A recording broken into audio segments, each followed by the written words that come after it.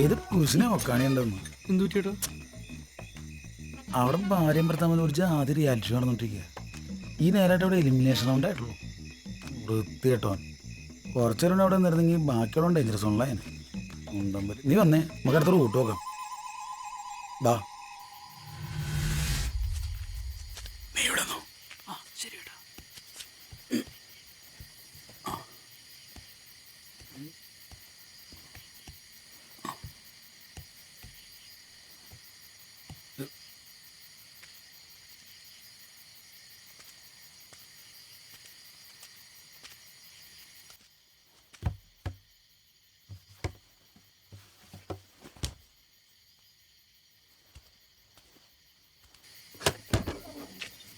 പാടാ.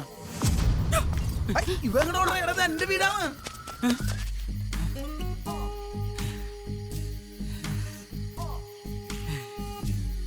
ആശാമണ് നേപ്പിച്ചിട്ട് പോയത് അപ്രന്റീസ് ആയിട്ട്. നീ ആ ബെഞ്ച് വേണമെന്നോടാ.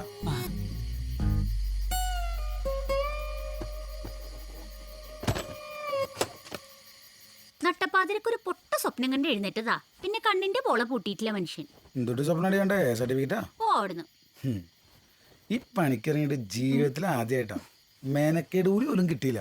ഉണ്ടമ്പൊരി ഉറക്കമുള്ള വെറുതെ ആയി. നീ വന്നിട്ട് ദിവസം ഇതെങ്കിലും നടക്കട്ടെ. കാണിക്കണേ, പിള്ളേര് എണീക്കുന്നേ.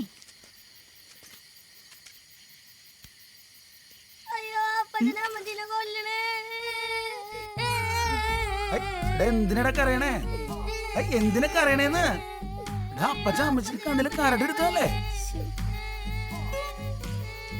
ഇങ്ങോട്ട് അപ്പച്ചനെ മറ്റേ ബുക്ക് പൊട്ടിക്കാനായിട്ട് ചോട്ടാ ഭീമിന്റെ പടം മേടിച്ചു തരാം. ഒന്നും ഉണ്ടായിരുന്ന വേണ്ട.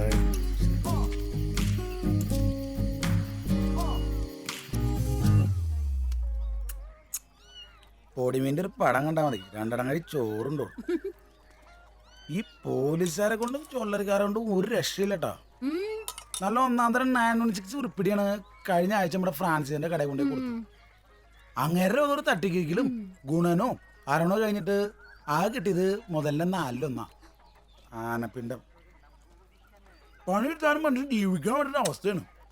സ്വർണത്തിന്റെ വിലയാണെങ്കിൽ ഇനിയും കീഴ്പോട്ട് വന്നാണ് കേൾക്കണേ. ആലോചിച്ചിട്ട് എത്തും പിടിക്കട്ടണല്ല. അതെടുക്കല്ലേ ജോസുവനെ, നിനക്ക് ഒരെണ്ണം അമ്മച്ചി തന്നല്ലേ, അത് അപ്പച്ചന് കഴിക്കണ്ടേ. ഒന്നാമത് മുട്ട നിന്ന് അപ്പ കഫക്കെട്ട ചക്കന്. അവൻ കഴിക്കട്ടെ, ഓമി മരുന്ന് കൊടുക്കണ്ടല്ലോ, പിന്നെന്താ കുഴപ്പം? അതില്ലേ അപ്പച്ചാ, ഈ ജോസുട്ടല്ലോ കഴിഞ്ഞ ദിവസം അവന്റെ ഒപ്പം പഠിക്കുന്ന കുട്ടിയുടെ കളർ പെൻസിൽ ആയിട്ട് കൊടുത്തു.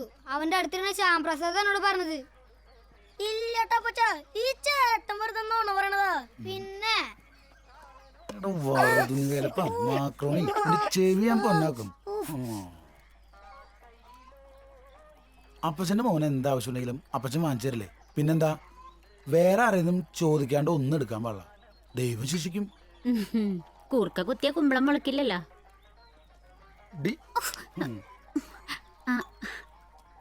എന്തായാലും കൂട്ടിന് ഒരാളെ കിട്ടിയത് നന്നായി. ബാക്കിയുള്ളവർക്കൊരു സമാധാനമായി. ഇപ്പോ ആരെങ്കിലും വന്നാ ചുമക്കാനെങ്കിലും ഒരാളായല്ലോ. 2 ദിവസം കൂടി നോക്കട്ടെ, എന്നിട്ട് തീരുമാനിക്കാം കൂടെ കൂട്ടണോ വേണ്ടതെന്ന്.